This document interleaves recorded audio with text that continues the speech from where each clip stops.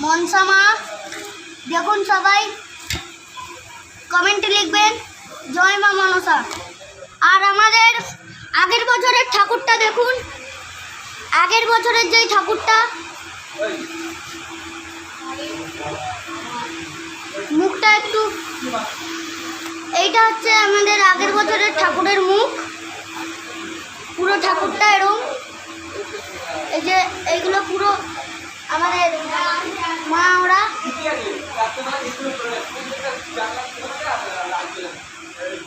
এই বছর মনসা পুজোয়, এই বছর মনসা পুজোতেও এই পুজোটা হবে। দেখুন, আপনাদের আরো একটু দেখাই, চলুন গাইস।